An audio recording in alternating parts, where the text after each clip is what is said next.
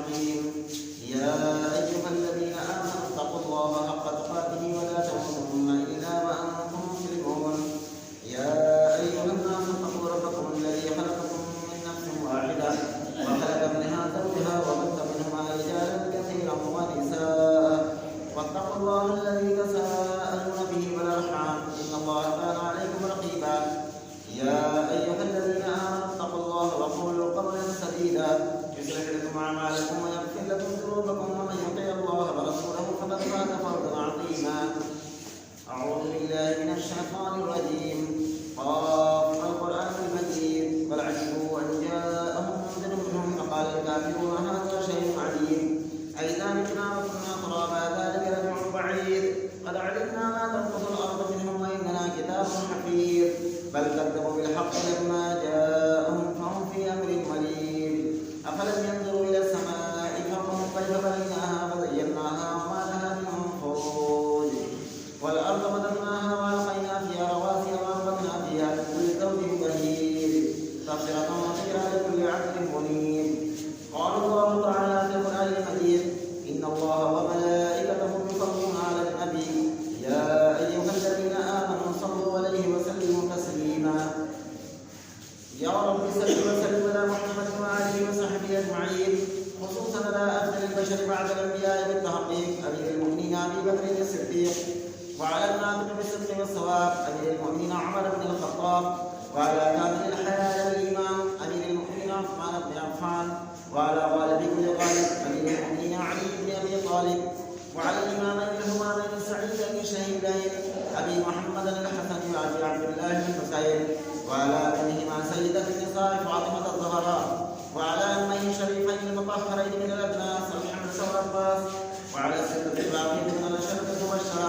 وسائر الصحابة والتابعين رضوان الله تعالى عليهم أجمعين اللهم اغفر للعباس وولده مغفرة ظاهرة وباطنة الأدبار وذنبا الله في أصحابي لا تتخذوا غرضا من بعدي فمن أحبهم فبحب أحبهم ومن أبغضهم فببغض أبغضهم وخير أمتي قريب ثم الذين يلونهم ثم الذين يلونهم اللهم أيد الإسلام وأنصاره وأذل الشرك وأشراره بارك الله لنا ولكم في القرآن العظيم ونفعنا وإياكم بالآيات والذكر الحكيم إنه تعالى جواد كريم ملك بر رؤوف رحيم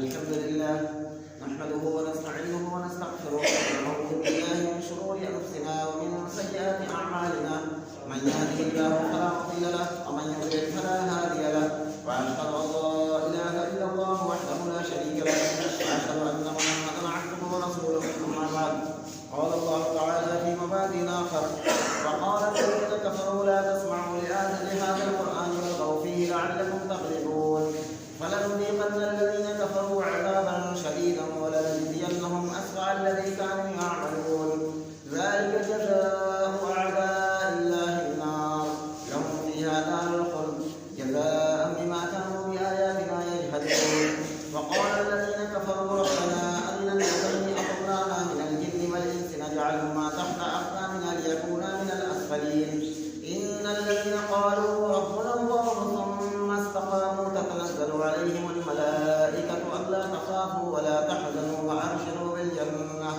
بالجنة التي كنتم توعدون نحن أولياؤكم في الحياة الدنيا وفي الآخرة ولكم فيها ما تشتهي أنفسكم ولكم فيها ما تدعون نزلا من غفور رحيم. ہر قسم کی حمد و ثنا تعریف و توصیف بڑائی انبیائی لائق اور زیبا ہے صلی اللہ رب العالمین کے لیے جو ہم سب کا خالق و مالک ہے. درود و سلام کے پیش بہر نذرانے ذات مقدسہ مطہرہ پر جو ہم سب کے بیچ رشد و ہدایت بنا کر کے بھیجے گئے جن کا نام نامی اسم گرامی احمد مجتبیٰ محمد مصطفیٰ صلی اللہ علیہ وسلم. میرے بھائیوں بزرگوں، خطبہ مسنون کے بعد قرآن مجید کی جن آیتوں کی میں نے تلاوت کی ہے ان آیتوں کا پچھلے خطبوں سے تسلسل ہے.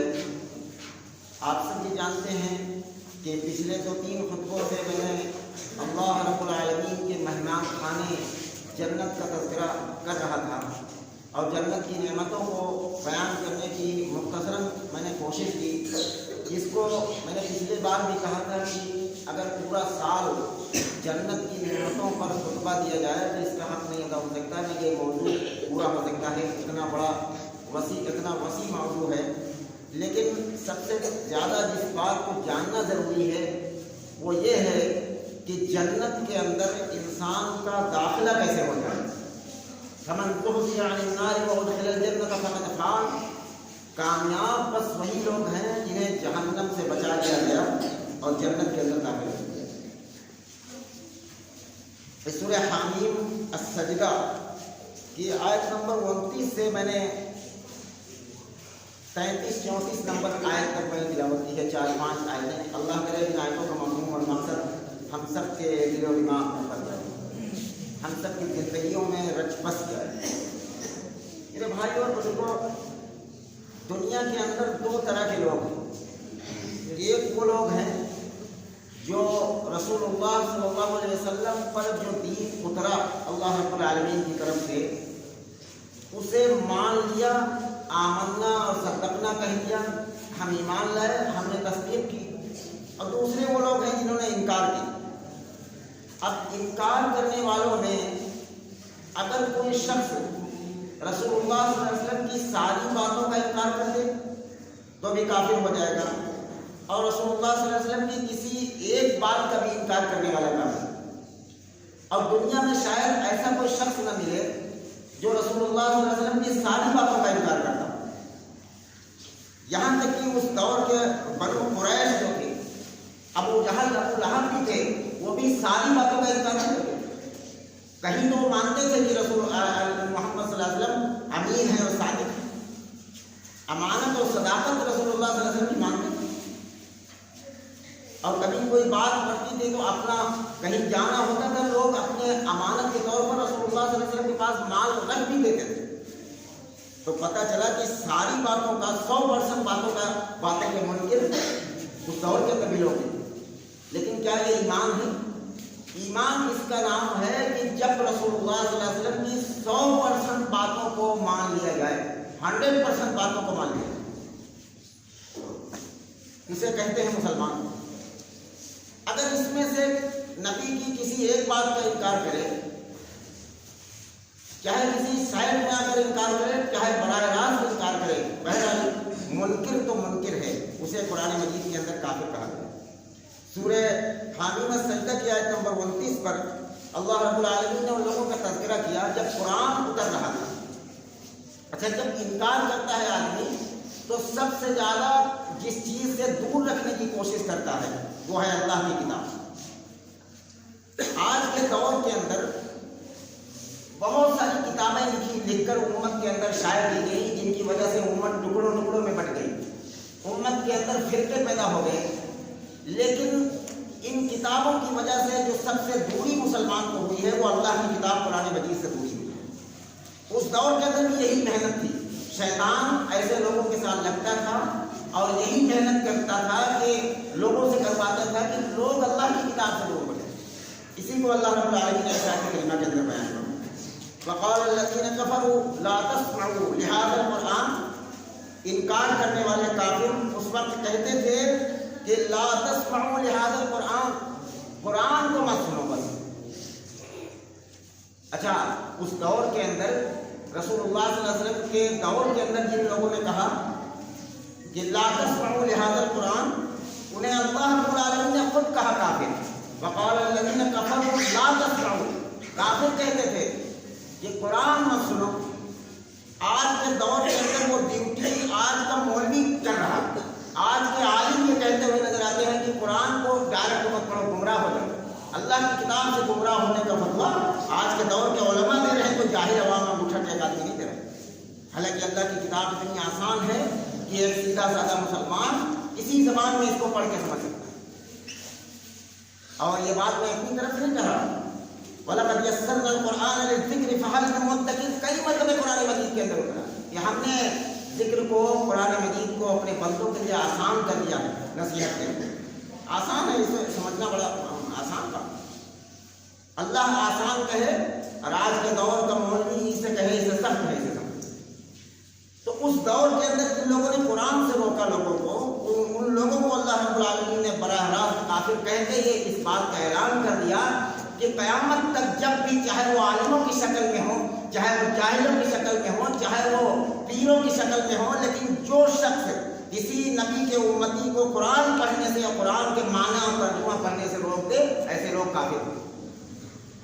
یہ کسی عالم کا فتویٰ نہیں ہے، کسی کمیٹی کا فتویٰ نہیں ہے، اللہ رب العالمین کا فتویٰ. وقال الذین کفروا لا تسمعوا لهذا القرآن والغوا فیہ لعلکم تغلبون. محمد صلی اللہ علیہ وسلم پر غالب تبھی ہو سکتے ہو کہ جب تم قرآن سے لوگوں کو روکو. لا تسمعوا لهذا القرآن، قرآن کو پڑھنے سے لوگوں کو روک دیا جائے. تب یہ محمد صلی اللہ علیہ وسلم کی جو دعوت ہے، لوگ ایمان میں اسلام میں داخل ہو رہے ہیں، اس دعوت کو روکا اسی وقت جا سکتا ہے جب لوگ قرآن سے دوری اختیار. آج کے دور کے اندر بھی کسی بھی قرآن مجید کے اندر قرآن کی سب سے آخری صورت میں فرمایا کہ من وسواس الخناس الذی یوسوس فی صدور الناس من الجنۃ والناس. بہکانے والے جناتوں میں سے بھی ہوتے ہیں، انسانوں میں سے بھی ہوتے ہیں. من الجنۃ والناس، انسان اور جنات یہ دونوں مل کے وسائل پیدا کرتے ہیں. اور فرمایا فَلَنُذِيقَنَّ الَّذِينَ كَفَرُوا عَذَابًا شَدِيدًا وَلَنَجْزِيَنَّهُمْ أَسْوَأَ الَّذِي كَانُوا يَعْمَلُونَ. بس یقیناً ہم نے ان کافروں کو سخت عذاب کا مزہ ہم چکھائیں گے اور انہیں اس بدترین اعمال کا بدلہ ضرور قیامت کے دن ہم دیں گے. پتہ یہ چلا کہ اللہ رب العالمین سب سے زیادہ سخت عذاب وہی شخص کو دے گا جو کسی بندے کو اللہ کی کتاب سے روک دے، قرآن پڑھنے سے، قرآن کا معنی سمجھنے سے پڑھنے سے روک دے. آج کے دور کے اندر سب سے زیادہ پڑھا لکھا طبقہ اس بات کو کہنے لگا کہ قرآن کو عام آدمی کی بس کی بات نہیں. حالانکہ اللہ رب العالمین نے کہا وَلَقَدْ يَسَّرْنَا الْقُرْآنَ لِلذِّكْرِ فَهَلْ مِن مُّدَّكِرٍ. قرآن ہر انسان کے لیے آسان کر دیا ہے اللہ رب العالمین، اللہ کی کتاب کے اندر ہدایت. اور دوسری چیز یہ ہے آیت نمبر فرمایا کہ آیت نمبر 31 ہے ذَلِكَ جَزَاءُ أَعْدَاءِ اللَّهِ النَّارُ لَهُمْ فِيهَا دَارُ الْخُلْدِ جَزَاءً بِمَا كَانُوا بِآيَاتِنَا يَجْحَدُونَ. اللہ کے دشمنوں کی سزا یہی ہے کہ دوزخ کی آگ ہے جس میں ان کو ہمیشہ گھر بنا دیا جاتا. کہیں ایسے لوگ جہنم سے نکلیں گے نہیں. جو شخص اللہ کی کتاب سے کسی مسلمان کو روک دے، شبہات پیدا کر دے، ایسے شخص کو اللہ رب العالمین فرماتے ہیں سورہ حامیم السجدہ کی آیت نمبر 31 پر کہ وہ ہمیشہ لہم فیہا دار الخلد جزاء بما کانوا بآیاتنا یجحدون. ہمیشہ ان کے لیے جہنم ہے، کبھی جہنم سے نکلیں گے نہیں. اور یہ بدلہ ہے ہماری آیتوں سے انکار کرنا. بما کانوا بآیاتنا یجحدون، قرآن کی ایک آیت کا انکار کرنے والا بھی کافر ہے، پورے قرآن کا انکار کرنے والا بھی کافر ہے. اگر آدمی ایک آیت سے بھی منہ موڑ لے، ایسا شخص داڑھی چاہے کتنی بڑی رکھ لے، ٹوپی چاہے کتنی 2-3 منزل کی لگا لے، لیکن ایمان والا نہیں. یہ اللہ کا فتویٰ ہے، جیسے عام طور پر یہ باتیں نہیں ہیں کہ اسے اس کان سے سن کر اس کان میں نکال دیں. اور آیت نمبر 32 پر اللہ رب العالمین نے فرمایا کہ وقال الذین کفروا ربنا ارنا الذین اضلانا من الجن والانس نجعلہما تحت اقدامنا لیکونا من الاسفلین. اب جو لوگ اس دنیا کے اندر کسی پڑھے لکھے یا کسی جاہل آدمی کے چکر میں آ کر جنہوں نے اللہ کی کتاب کو بھلایا ہوگا، اللہ کی کتاب کو چھوڑا ہوگا اور لوگوں کی لکھی ہوئی کتابیں پڑھ کر وہ دین سمجھنا شروع کریں گے، دین سیکھنے کی کوشش کریں گے، تو ظاہر ہے کہ جب اللہ کی کتاب کو چھوڑ کر لوگوں کی لکھی ہوئی کتابوں کو پڑھ کر آدمی دین سیکھے گا تو ظاہر ہے امت کے اندر ٹکڑے ہوں گے، امت فرقوں میں بٹے گی. امت کے ٹکڑے ہونے کی وجہ سے بھی یہی ہے، اس لیے کہ ہر آدمی کے لکھنے کا، ہر آدمی کے پڑھنے کا انداز الگ الگ ہوتا ہے، نظریات الگ الگ ہوتی ہے. ہر آدمی کے مزاج میں اللہ رب العالمین نے اختلاف رکھا. اجتماعیت تو یہ ہے کہ اللہ کی کتاب پورے مسلمانوں کو سیکھنا چاہیے اور سمجھنا چاہیے. اور فرمایا کہ جو لوگ بیٹھ جائیں گے یہ بات سن کر کہ شاید عام آدمی اللہ کی کتاب کو نہیں سمجھ سکتا.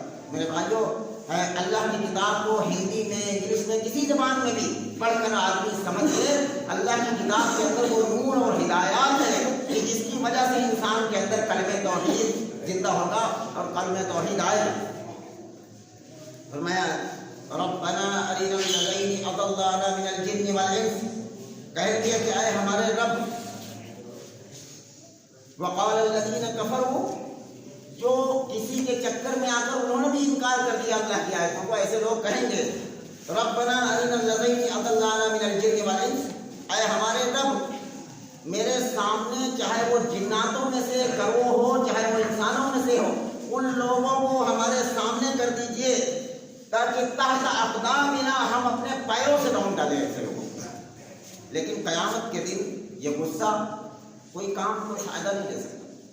یہ دنیا ہے، اس کے اندر میرے بھائیو اس بات کو سمجھو کہ اللہ کی کتاب اور جناب محمد رسول اللہ صلی اللہ علیہ وسلم کی تعلیمات کو سمجھ کر ہی انسان اس جنت کے راستے پر جا سکتا ہے، جس کو میں نے پچھلے 2-3 خطبوں سے اس کا تذکرہ کیا ہے، جنت کی نعمتوں کا۔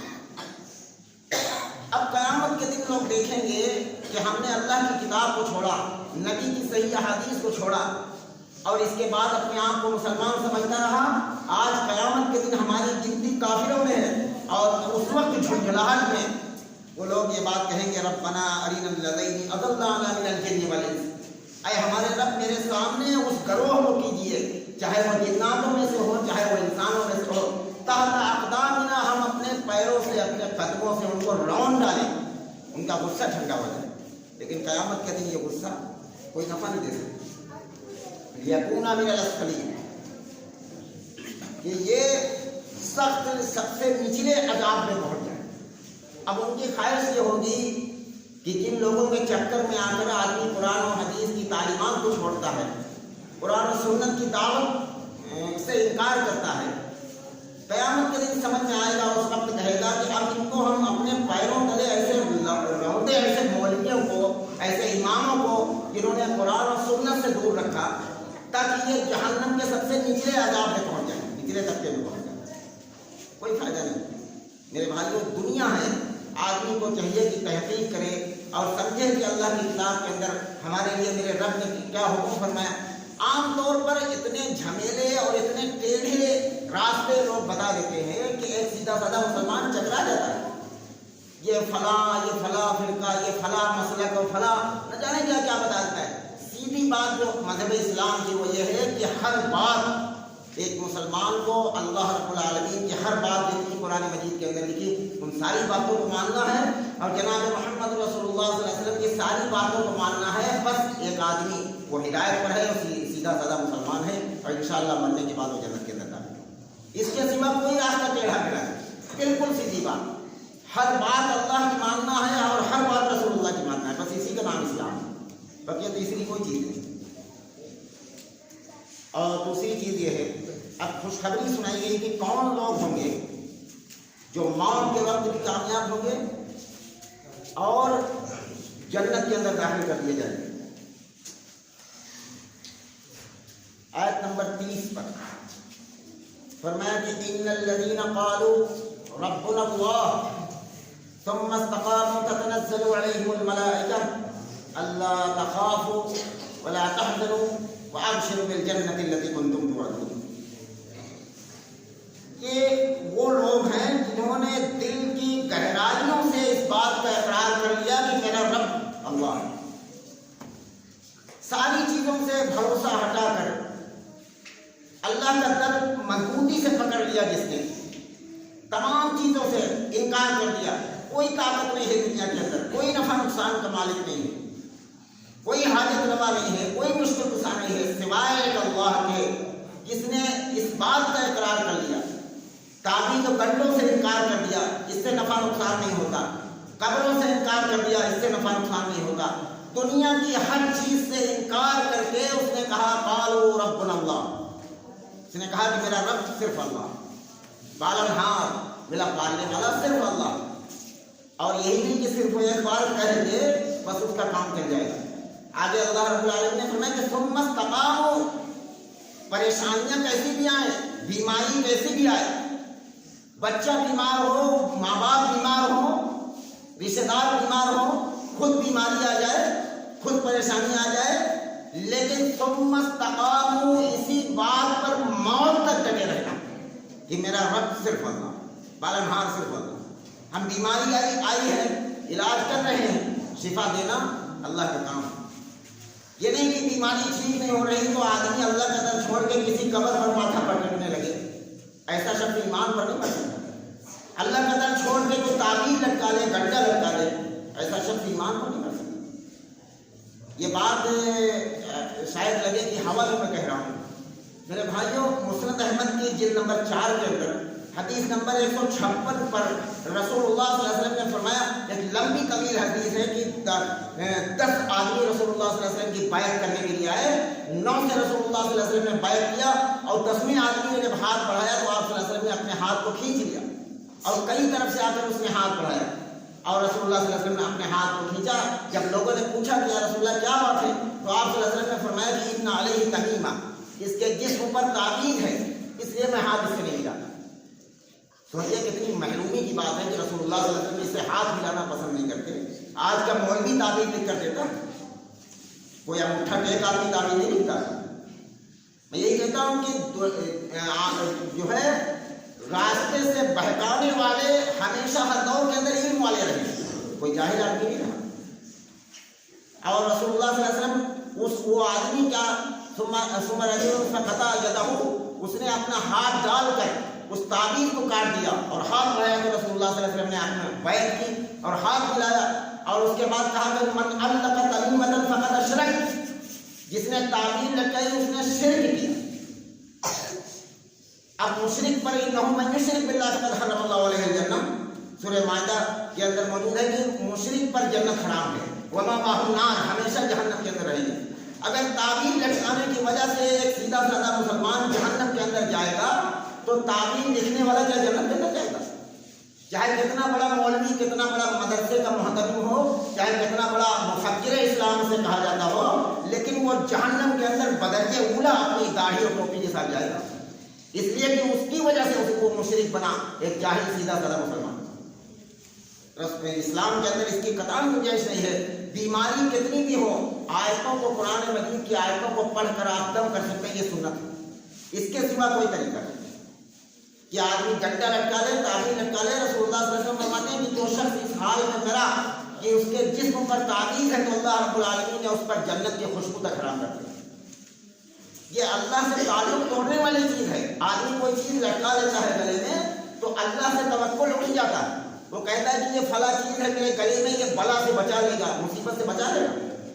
اللہ رب العالمین نے فرمایا کہ ان الذین قالوا ربنا اللہ، جس نے یہ کہہ دیا کہ میرا پالنہار، میرا مالک، میرا نفع نقصان کا مالک تو ایک اللہ ہے، ربنا اللہ، میرا رب ایک اللہ ہے.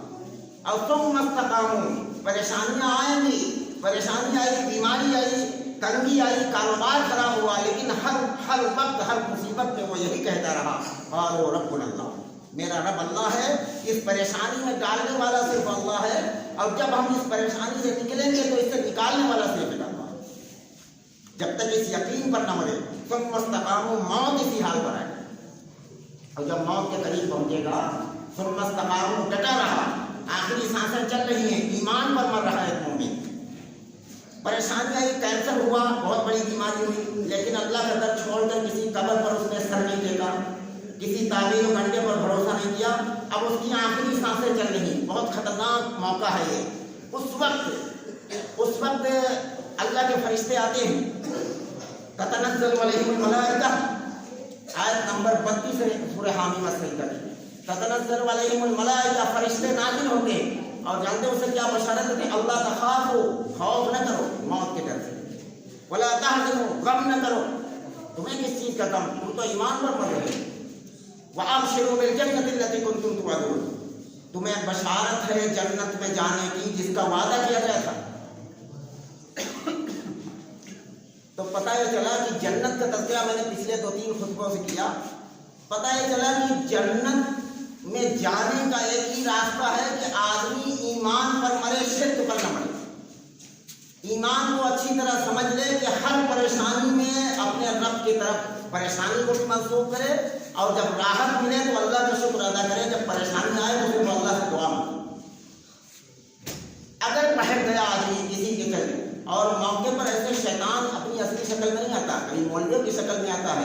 तो कभी फूफी और नानी की शक्ल में आता है। आदमी परेशान है, काफ़ी दिन तक इलाज चल रहा, ठीक नहीं हो रहा। अब कोई नानी, फूफी, खाला कोई आ जाती है कि भाई तुम तो कुछ मानते ही नहीं हो, अब फला जगह चले जाओ, वहाँ से लकड़ी ले आओ, कोई तागा ले आओ, कोई फला चीज़ ले आओ, वहाँ से फला गए थे उनको सिखाओ।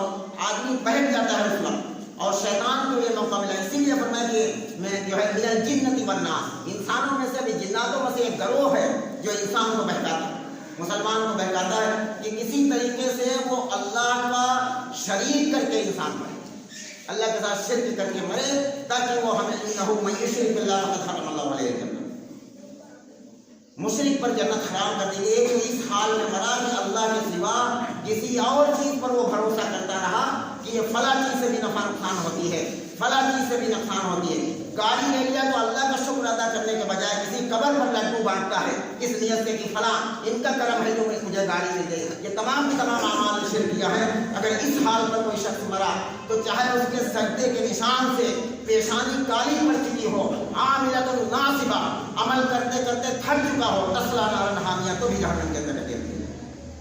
कुरान मजीद के अंदर इतनी वाज़ेह तालीमात है कि एक मुसलमान अगर कुरान पढ़ना शुरू कर दे, एक मुसलमान मर्द औरत अल्लाह की किताब पढ़ना शुरू कर दे, तो उसे दुनिया की कोई ताकत जन्नत के रास्ते से हटा नहीं सकती।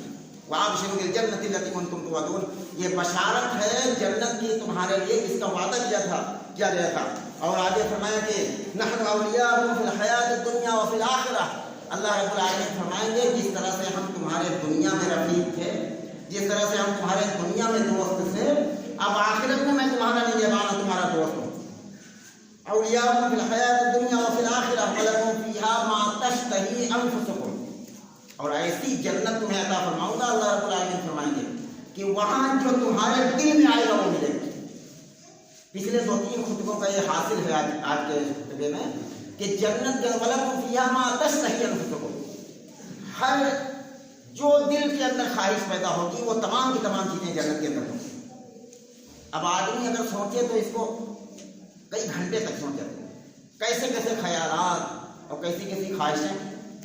अल्लाह रब्बुल आलमीन ने फरमाया कि मा तश्तही अनफुसुकुम, जो तुम्हारे दिल के अंदर ख्याल आएगा वो तमाम की तमाम चीज़ें जन्नत के अंदर हमने तैयार कर रखी, बशर्ते कि तुम इस हाल पर मर कर आ जाओ कि परेशानी और बीमारी जो कुछ भी हो, भरोसा हमेशा अल्लाह के साथ, अल्लाह के सिवा कोई नफा नुकसान कमाए।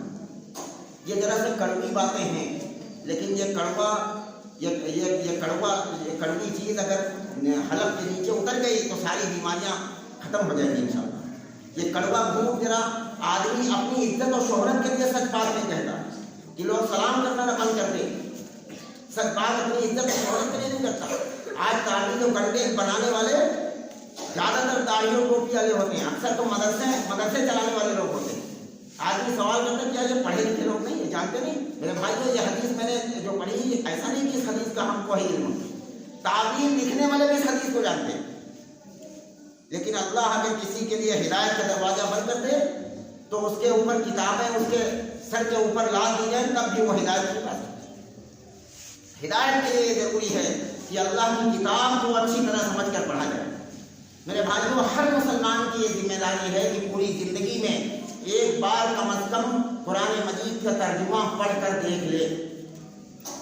नसाई शरीफ किताबुल ईमान के अंदर जो हदीस की 6 किताबों में से एक किताब है, पूरी दुनिया में पढ़ी जाती है। किताबुल ईमान के अंदर ये रिवायत मौजूद है, हज़रत अबू हुरैरा रज़ियल्लाहु ताला अन्हु रावी है, फरमाते हैं कि रसूलुल्लाह सल्लल्लाहु अलैहि वसल्लम ने फरमाया कि जिसने किसी धागे पर गिरहा चढ़ाई और फूंक लगाया उसने जादू किया, और जिसने जादू किया उसने शिर्क किया, और जिसने शिर्क किया उस पर जन्नत हराम कर दी। ये करना नहीं। और इतनी छोटी छोटी चीज़ आदमी नहीं समझता। छोटे बच्चे जिन सूरतों को याद करते हैं, मिन शर्रिन नफ्फासाति फिल उक़द, कभी तो एक मुसलमान को मौका मिले कि इन छोटी आयतों का कम से कम तर्जुमा पढ़ कर देखें। मिन शर्रिन नफ्फासाति फिल उक़द, इसके माना क्या है? मैं बना चाहता हूँ तागे पर फूंक मार के गिरहा चढ़ाने वाली। अब इतनी छोटी छोटी सूरतें हमारे घरों के बच्चे याद करते हैं, अक्सर नमाजों में हमारा पढ़ा और सुना करते हैं। इसके अंदर भी मौजूद है, मौलवी नहीं समझ पा रहा, मौलवियों के हम जिम्मेदार नहीं। मेरे भाइयों, कुरान और हदीस की जो सही तालीमात है वो मिंबर रसूल पर बयान की जा रही है, और मिंबर रसूल का ये तकाजा है कि कुरान मजीद के अंदर جس طرح سے اللہ کا دین آیا ہوا ہے، نبی صلی اللہ علیہ وسلم کی حدیث کے اندر جس طرح سے اللہ کا دین آیا ہوا ہے، اسی طرح سے ایک خطیب کی ذمہ داری ہے کہ لوگوں تک پہنچا دے۔ کوئی بھلا کہے برا کہے، کوئی سلام چھوڑے، کوئی دعوتیں چھوڑ دے، وہ الگ بات ہے۔ میرے بھائیوں، ایمان پر مرنا اگر چاہا جا رہا تو اس کے لیے یہ ضروری ہے کہ ہر سانس میں نفع نقصان کا مالک صرف اللہ کو سمجھنا ہے، جنت کے اندر اگر داخلہ ہونا ہے۔ میرے بھائیوں، اعمال بھی کچھ نہیں کر پائیں گے اگر آدمی کے اندر نماز کی پابندی ہے، روزے کی پابندی ہے، زکوٰۃ ادا کرتا ہے، یہ اعمال بھی اس کو جنت کے اندر نہیں داخل کر پائیں گے، اس لیے کہ یہ اعمال اس وقت نفع دیں گے جب اللہ سے تعلق جڑا ہوگا۔ ورنہ قرآن مجید کے میں نے پڑھا کہ عاملۃ الناصبہ، عمل اتنا کر کے لوگ پہنچیں گے کہ ان کے گھٹے پڑ چکے ہوں گے، تصلیٰ نارا حامیہ، لیکن دہتی ہوئی آگ میں دیا جائے گا۔ اس لیے کہ اگر یہ ٹیوب لائٹ اور یہ مسجد کے اندر یہ سب لگی ہوئی پنکھے لگے ہوئے ہیں، اب یہ چیزیں تبھی فائدہ دے سکتی ہیں جب اس کا کھمبے سے کنیکشن جوڑ دیا جائے۔ اگر کھمبے سے کنیکشن کاٹ دیا جائے، اس میں اور لائٹیں لگا دی جائیں اور پنکھے لگا دیے جائیں، لیکن کوئی چیز فائدہ نہیں دے سکتی۔ اسی طریقے سے آدمی کی روزہ، نماز، زکوٰۃ، اچھے اخلاق، اب یہ تمام اعمال اس وقت نفع دیں گے جب آدمی توحید پر آ جائے، اللہ کے حقوق کو، یا ایھا الذین آمنوا اتقوا اللہ حق تقاتہ، اے ایمان والو اللہ سے ڈرو، اس کے حق کے مطابق اسے ڈرو۔ یہ چیز پیدا ہو جائے انسان کے اندر، تب یہ اعمال نفع دیں گے۔ اللہ رب العالمین سے دعا ہے کہ جو باتیں کہی سنی گئی ہیں، اللہ رب العالمین ہم سب کو اس پر عمل کی توفیق عطا فرما دے۔ یا رب العالمین ہم سب کو اپنی اور اپنے نبی کی سچی پکی محبت نصیب فرما، اپنی اور اپنے رسول کی سچی پکی اطاعت نصیب فرما۔ یا رب العالمین اپنے نبی کی سچی پیروی نصیب فرما۔ یا رب العالمین شیطان کی پیروی سے، شیطان کے فریب سے پوری امت کی حفاظت فرما۔ یا رب العالمین لوگوں کے فریب سے، اہل علم کے فریب سے اللہ امت کی حفاظت فرما۔ یا رب العالمین قرآن اور سنت پر پوری امت کو اکٹھا فرما دیجیے۔ یا رب العالمین امت کو ٹکڑوں ٹکڑوں میں بٹنے سے بچا لیجیے، قرآن اور سنت کی تعلیمات کو زندہ فرما دیجیے۔ یا رب العالمین اپنے کرم سے ہم سب کی جائز تمناؤں کو پوری فرما دیجیے، جائز آرزوؤں کو پوری فرما دیجیے، جائز مرادوں کو پوری فرما دیجیے۔ یا رب العالمین ہم میں جو بیمار ہیں گھروں میں، اسپتالوں میں، یا رب العالمین آپ کے سوا کوئی شفا دینے کے لائق نہیں ہے۔ یا رب العالمین سب کو شفائے کلی نصیب فرما۔ جن کا وقت آ چکا اللہ ایمان پر خاتمہ نصیب فرما، آخری سانس میں کلمہ نصیب فرما، اپنے کرم سے قبول فرما لیے۔ وصلی اللہ وسلم عباد اللہ رحمکم اللہ یأمر بالعدل والإحسان وإيتاء ذي القربى وينهى عن الفحشاء والمنكر والبغي يعظكم لعلكم تذكرون اذكروا الله العلي العظيم يذكركم وادعوه يستجب لكم ولذكر الله تعالى أعلى